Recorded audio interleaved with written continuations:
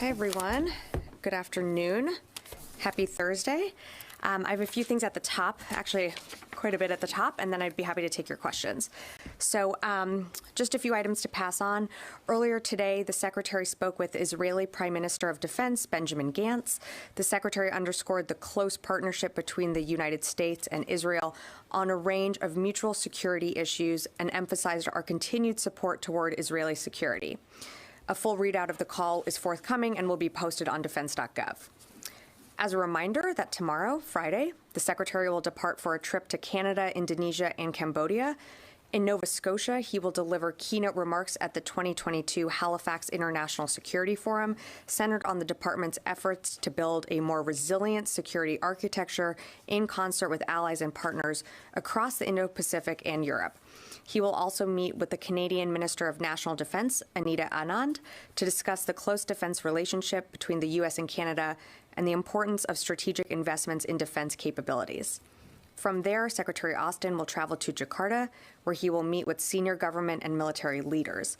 His visit will drive progress on key bilateral initiatives to support interoperability, capability development, and professionalization and modernization of the Indonesian armed forces.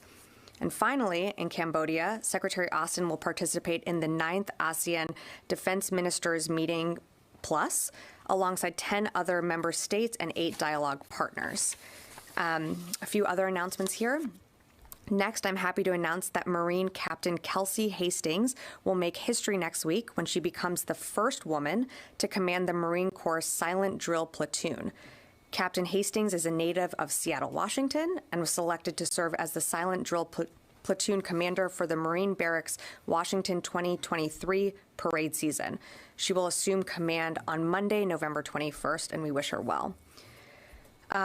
On a note on exercises, since November 10th and concluding on Saturday, Indo-Pacific Command's 1st Island Chain Stand-in Force with the 3rd Marine Expeditionary Force is conducting Exercise Keen Sword 23 in several locations in the Pacific.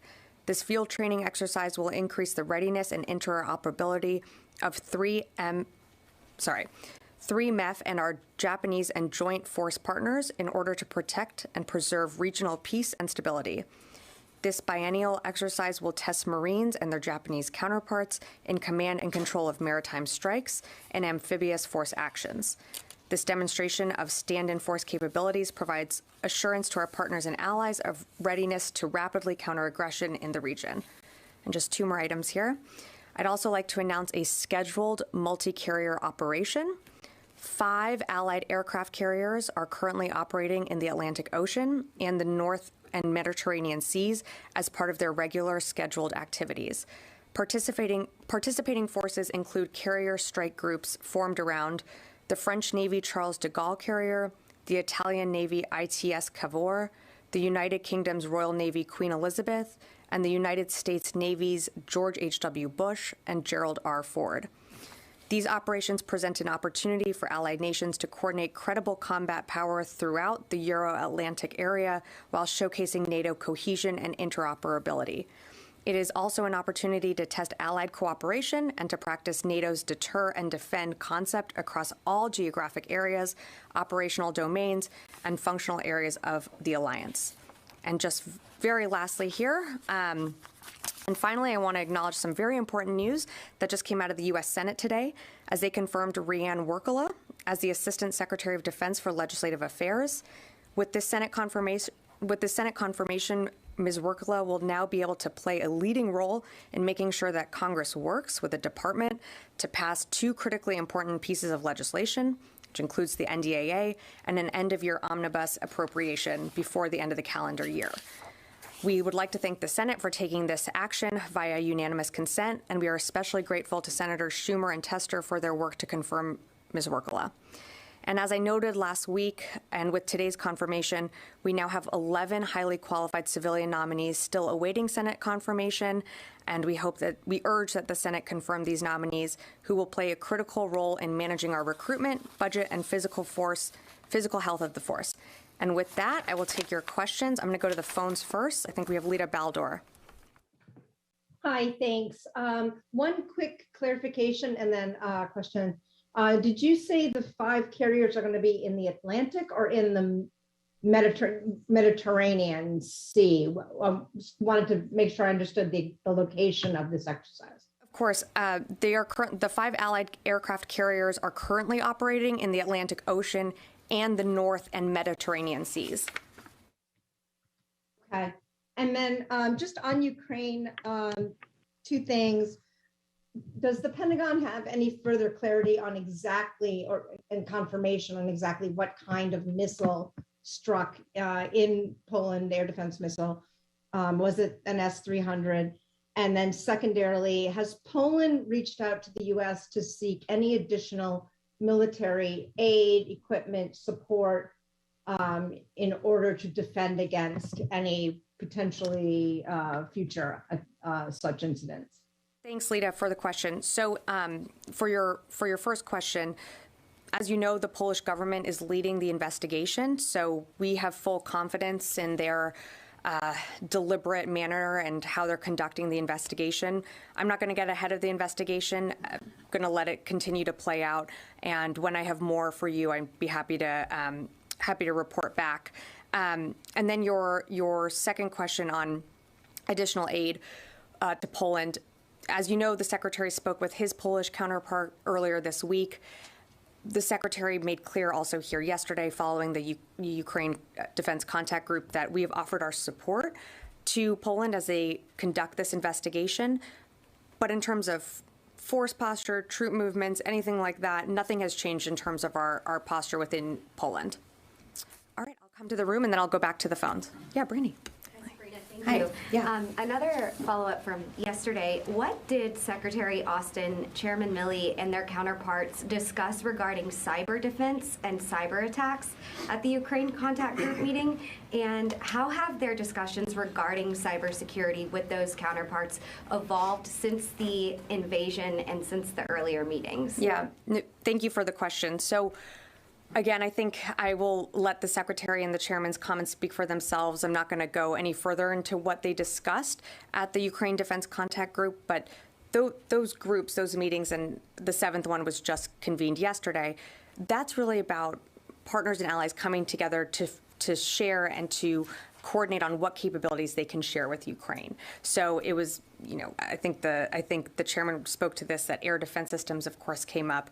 It's not that cyber's not critically important and didn't come up, but in terms of what the Ukraine Defense Contact Group is focused on, it's about making sure that Ukraine has what it needs and coordinating with our partners and allies on getting Ukraine what it needs. And two quick follow-ups there on that. Would you say that as you're discussing those needs, cybersecurity is trending as less of a priority as we get closer to the winter and as there's more of a focus on data generation and sort of cold weather gear and that stuff?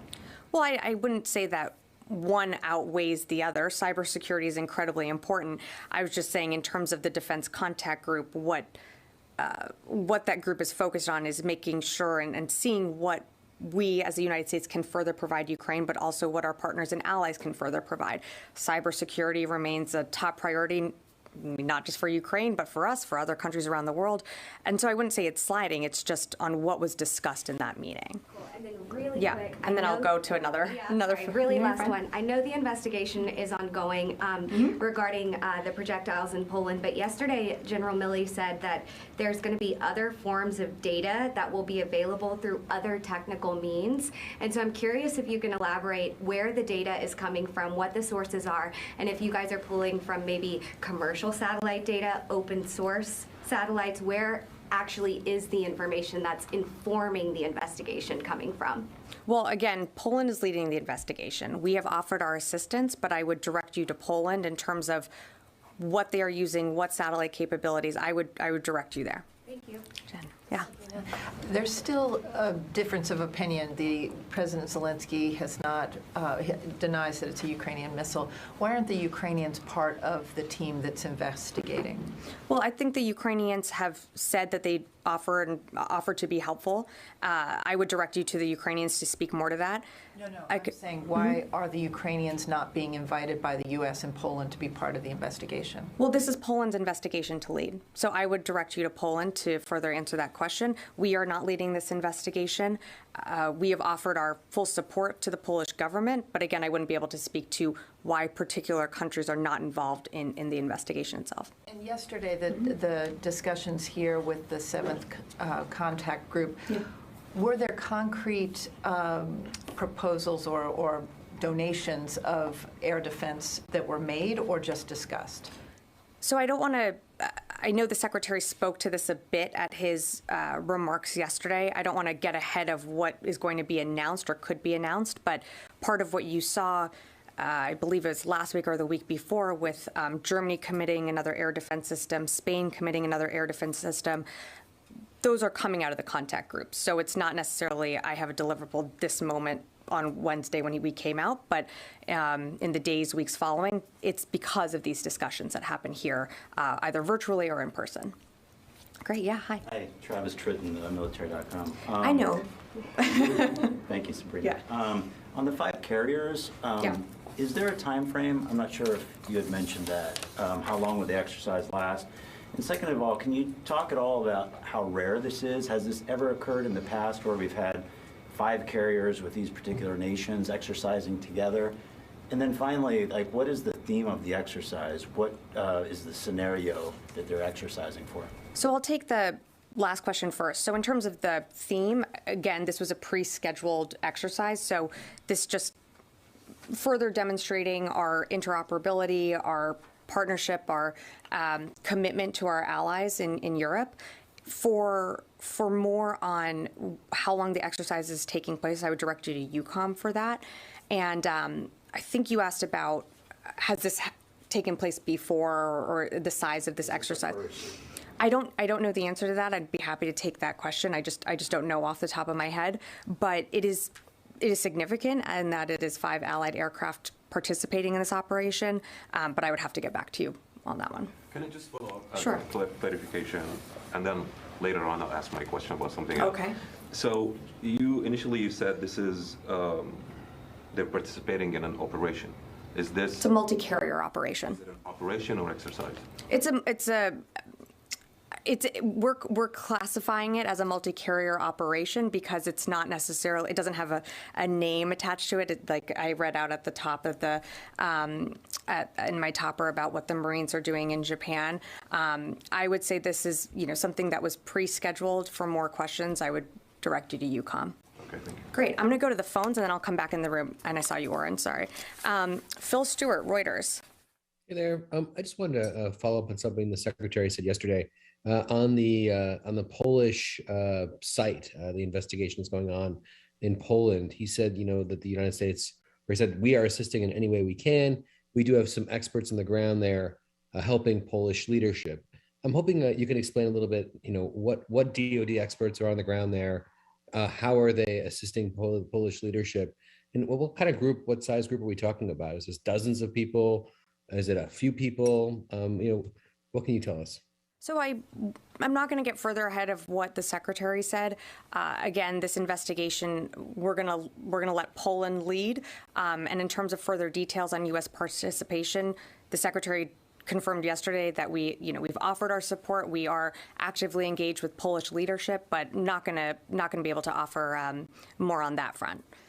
I'm going to go to Heather, USNI. Thanks so much. Like other people, I have questions about this exercise. Can you tell me when it was scheduled and what does the Ford bring since it's the new aircraft carrier? I'm sorry, and can you repeat the last part of your question on the Ford?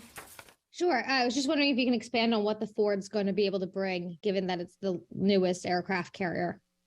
I mean, in terms of more specifics on the Ford, I would direct you to the Navy. But in terms of what this exercise brings, again, it shows a partnership and continued alliance with our NATO partners and allies in the region. But for further details, I would direct you to UCOM just on the exercise itself. Sorry, not the exercise, the multi-carrier operation. Sorry, but I would direct you to UCOM for further details. It's currently underway, but I don't have the exact timeline on when it's supposed to wrap. I'm going to take one last from the phone, and then I'll come into the room. Caitlin.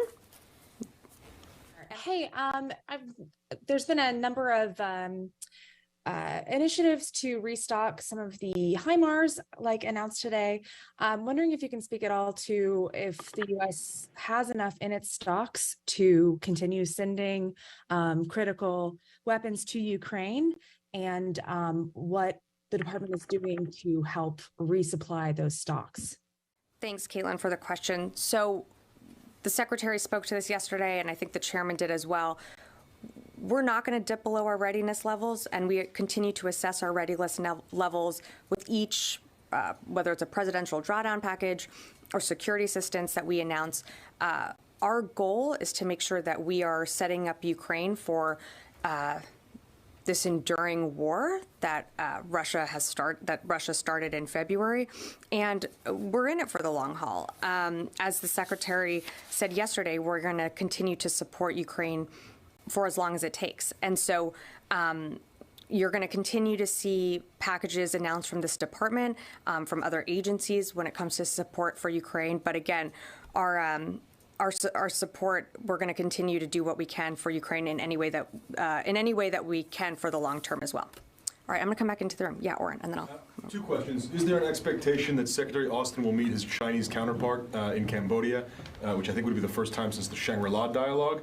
And second question, unrelated, Iran recently claims to have tested a hypersonic missile. Does the U.S. view that as credible? Have they developed this technology? And is this a new threat from Iran? So in terms of the secretary meeting his Chinese counterpart when in Cambodia, I have nothing to read out, no other meetings to read out or to announce today. For your second question on the Iran hypersonic missile claims, we've seen the reports asserted by Iranian we've seen the reports asserted and coming out of Iran. We remain skeptical of these reports.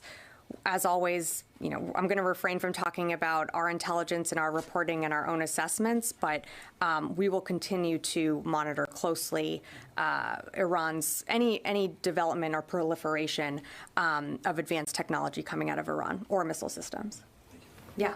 Tony. A couple things. Sure. I want to go back to the question of technical means that Millie mentioned yesterday elliptically. I don't expect you to know this, but maybe you can get a written answer. Is he referring, when he says technical means, to our early morning satellites, our missile track satellites that could have picked up a plume from the ground going into Poland? That's not classified stuff, but that would be useful to, if you can clarify that in writing, because that would be a major contribution to from the United States to this effort. What technical means was he talking about? Well, for that, in terms of that question, I would refer you to the Joint Staff to further answer that, just because I don't want to mischaracterize. Ask them for a written answer. That's why I don't expect you to know this. Yeah, I mean, I fully do not know the answer to that question, but I would refer you to the Joint Staff for that. Why Afghanistan? Sure. It'll become topical when the new Congress convenes because they're going to come after the Pentagon on the withdrawal. The CIGAR yesterday released its final report on why the Afghan government fell. What is the status of the classified after-action report that General Ryder mentioned like 3 months ago? Can we get an unclassified summary of that? So, as General Ryder had said this is a classified internal report. It's been submitted to the Secretary, but I have no updates on any type of release of that report, classified or an unclassified summary. Can you push that? Because the Republicans are going to ask you for it, and they're going to shape the narrative in their own way. It'd be useful for you to get it out, declassify it, like you did the Abbey Gate report from CENTCOM. Well, that was, again, that report that came out on Abbey Gate was on a specific incident. This report that you're referring to focuses on the timeline between February 2020 and the withdrawal. It's a much larger time frame. There's many more pieces to it. Again, Abbey Gate was a separate incident, and while I always appreciate your advice, Tony, and I will take it under consideration. This is, again, a classified internal report, and I just have no updates for you on any type of release of that yet. I'll throw an audit question at you. Okay. We're going from Afghanistan to audit. Okay. So this you just want to stay in the A's right now. Okay. Okay. The comptroller acknowledged that for the 5th year in a row, the Pentagon didn't get a clean audit opinion on its 28 consolidated audits. So people are going to ask, given that you can't keep track of your stocks, i.e. audit, how do we know that you can keep track of Pentagon inventories going to Ukraine, that you're not sending them stuff and then coming out, you have a major shortfall because you don't have a good enough inventory. This is going to come up as an issue. It's simplistic, Right. but I want to give you a chance to get ahead of that. Sure. I mean, and I think our comptroller spoke to this yesterday. I don't know if you were able to listen in, but Not on camera, though, so this is more useful. okay. I mean, the DoD welcomes an audit. I mean, we always want to be accountable to the taxpayers on how their money is being sent or spent when it comes to what we have in our inventory and what we are sending to Ukraine. So it's not that. It's not that we don't welcome this. I mean, we don't mind going through the audit process, and accountability is important here. And we can always improve the ways that we do things here at the Pentagon and the way we are accountable to the American people. So Ukraine is certainly a teachable moment for that. Again, I was there. I was listening into what the comptroller said. I don't have anything further to add on what he said widely about the audit, but I mean, we welcome audits when it comes to Ukraine or anything else. Can you assure the public that basically you have a good handle on what's being sent, what needs to be replaced, even though there's broadly you don't have the clean audit opinion in the eyes of Right. I mean, that's what we're doing with our PDA packages. We're assessing what's on our stock, on our shelves, and we're being able to say, okay, we have X amount here, and we're not going to dip below, where we feel comfortable in our readiness, and we're going to get that to Ukraine in what we need. And so, and part of that is accounting for the what's actually on the shelves, the what we have in stock. So, I mean, I feel confident in our ability to do that and comply with an audit. Should be necessary. Yeah. Yeah, in the back here. Can I switch to Turkey really quickly? Sure. There was a bombing on Sunday. Turkey has called the United States complicit in this attack. The Interior Minister even said to U.S. condolences that it was like the killer is the first among the seen, I think was how that was phrased by them. What has the Pentagon done to communicate with its Turkish counterparts? This is a NATO ally. Have there been any conversations with the Secretary or on any levels since the attack? I don't have any calls to read out that the Secretary. I just have nothing to relay in terms of his own calls, but I mean, I think it's very clear the U.S. stands and condemns the violent acts that happened on Sunday. You saw the president just met with Erdogan on his trip, and we offer our deepest condolences to those who lost their lives in the explosion in Istanbul, and we condemn all forms of terrorism, and we remain in solidarity with our Turkish ally and with NATO. Yeah, Rio. Yeah. On North Korea, North Korea has launched a ballistic missile at an unprecedented pace since the end of September. So are you concerned that North Korea's missile launches at this high frequency might become a new normal in the region? Well, if it is a new normal, that would be incredibly, again, it continues to be destabilizing that they launch these ballistic missiles. And if they continue to do that, it just further destabilizes the region. Our commitment remains strong to the Republic of Korea and Japan. We are always going to stand up for our allies and partners around the world, and particularly in the region. And we've called on North Korea to stop these ballistic missile launches. I would refer you to North Korea to see if they were going to stop them. Yes. Thank you, Madam. My question is on China. We have been talking so much, have been going on that China is threat to the U.S. national security, and challenges are there, including yesterday we saw in the briefing and many other times. In recent months, for this year or next year, several people have been arrested, espionage, or stealing the U.S. secrets, trade secrets, military secrets, nuclear secrets, among many other secrets, Chinese, or people working for China. So what kind of steps U.S. is taking now, because China is now a greater threat to the international and also the U.S. national security? Well, yeah. Sorry. Several people have been arrested and now they are in jail, including yesterday, according to the Justice Department and other agencies. Well, as I think actually yesterday the Secretary and the Chairman spoke to this quite eloquently about China being our greatest pacing challenge. We know that when it comes to the economy, military, diplomacy, China continues to grow and expand. And to be clear, we don't see conflict with China. We can compete, but we do see China as our pacing challenge, which is why the secretary, as I mentioned, is traveling to Cambodia, leaving tomorrow on his trip to reaffirm our alliances in the region. We're going to continue to monitor and assess what China is doing, but China remains our pacing challenge, and I would direct you to what both of them said yesterday from here at the podium. Yeah. But Madam, just to follow, sure. I'm not talking from here. It's a White House question as far as president and Chinese president meetings and all that. That's a White House question. But the question here, DOD or the Pentagon, when we meet or the Secretary of Defense or other officials from this building to the Chinese counterparts, do they bring these issues of stop espionage or stealing U.S. secrets? Well, I'm certainly not going to get into conversations that happen between staff or leadership in this building with China. I think our leadership here, and I won't speak for other agencies, but we're very clear on the challenges that China poses, and we will continue to responsibly manage competition between our two nations, and we believe in maintaining open lines of communication, and so we've reiterated that, and we'll continue to do that.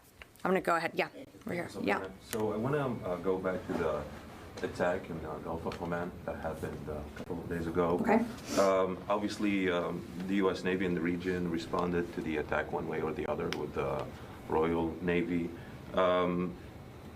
Jake Sullivan issued a statement yesterday saying basically that the administration is confident that it's likely Iran, and ended that statement by saying that the U.S. with allies and partners will respond through appropriate means. So has that level of confidence changed? Are you confident it's not only likely Iran, it is Iran? And the second question is, when we're talking about a response from the administration, has the department been asked to prepare any options? And your understanding, this response, is it limited to diplomatic and economic actions, or are all options on the table? Well, I certainly wouldn't want to engage in a hypothetical and potentially something that, would forecast how we would respond one way or the other. So again, I would refrain from engaging on the second question, because that is a hypothetical that I just don't want to go down that path. But I would direct you to what Mr. Sullivan's statement said yesterday. We are likely confident that Iran conducted an attack using a UAV. This would not be unprecedented for them. We've seen this type of behavior before, and behavior like this threatens navigation. It threatens international shipping and commerce, and so you've seen us work with our partners and allies in the region. We're going to continue to do that, but actions like that Iran took are not only destabilizing, but they fly in the face of the rules-based order that we are seeking to uphold. May I follow up? Sure. So I don't understand how my question is hypothetical. It's a public statement by a U.S. official that, quote, respond through appropriate means, unquote. What are appropriate means in this instance? Well, I'm not going, but the way you had phrased it, I believe at first, was if this happens, then, or what further actions take. Well, let me just say that again, I'm not going to forecast what means we're going to take. I don't think that would be I don't think it'd be a good way to show our cards from here. I think I would let Mr. Sullivan's statements stand for itself. Again, we are going to work with our partners and allies, and we continue to work with our partners and allies in the region. And I'm not just going to go down a path of potentially telling you what we could or could not do. I just don't think that's helpful at this time. Has this incident been discussed during the phone call today between the secretary and his Israeli counterpart? We'll have a readout shortly, and from there you can see what was discussed. Yeah. Anyone else here? Yes. The coordinates, Sputnik News Russia. I have a couple of questions, if I may. Okay. Thank you. My first question is about yesterday's press briefing. General Milley said that he tried to reach his Russian counterparts to discuss the incident in Poland, but he was unsuccessful. And so my question is, what did he want to accomplish with this call? What was the idea behind I would this direct call? you to his staff. Okay, and my second question is about arms inspections in Ukraine. Are there any findings already, or are they still on? I have nothing to read out at this time. When I do, I'll let you know. Okay. Anyone Thank else? Yeah.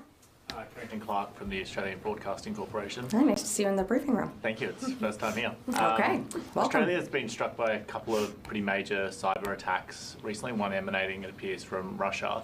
I'm just wondering, has the Defense Department had any communication with Australia about those attacks? And would you see such an attack at the moment? It's hard to see whether or not there's speculation about whether or not it's been not orchestrated, but at least with the some sort of Russian government okay. Would you see a similar attack in America as being an attack by a foreign entity, and how would you see such an attack in Australia? Well, in terms of an attack on Australia, again, cyber attacks are incredibly dangerous. We have here from the department, other agencies have worked with our Australian counterparts and continue to work with them. I don't have a call to read out from the secretary per se, but of course we are in touch at different levels with the Australian government.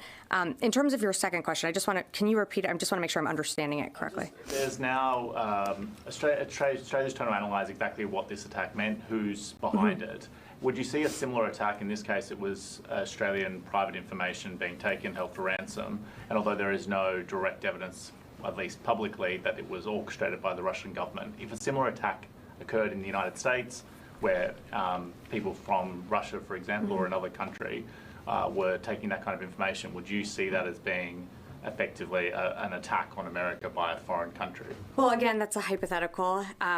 Fortunately, that has not happened, and I'm not going to engage in hypotheticals from here. But I thank you for the question, but just not going to get into that. Okay, yes, I'll take one more, and then I'll wrap it up. Thank you so much. Yeah. With the recent Ukraine forces, that the achievement in the battleground that they did against the Russian forces, so does the DoD think that Ukraine today is in a position of strength to start a negotiation with Russia? Well, I would, again, and I think the secretary and the chairman spoke to this, it is up to Ukraine to decide when they want to negotiate. The secretary, convened the Ukraine contact group yesterday to work with our partners and allies around the world to ensure that Ukraine has what it needs in this war against Russia. And just to remind folks here, but this war could end tomorrow. This war could end now. Russia has the opportunity, the choice to make, to decide to pull its troops, to remove its equipment, to get its systems out of Ukraine, and be held responsible for invading a sovereign nation. And so, I would let Ukraine speak to when it's ready to negotiate, but I think you heard pretty strongly from the secretary and from the chairman yesterday that we are committed to providing Ukraine what it needs, and we are going to continue to provide Ukraine what it needs for the long haul. Okay, great.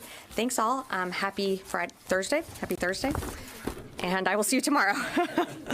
Yes, see ya.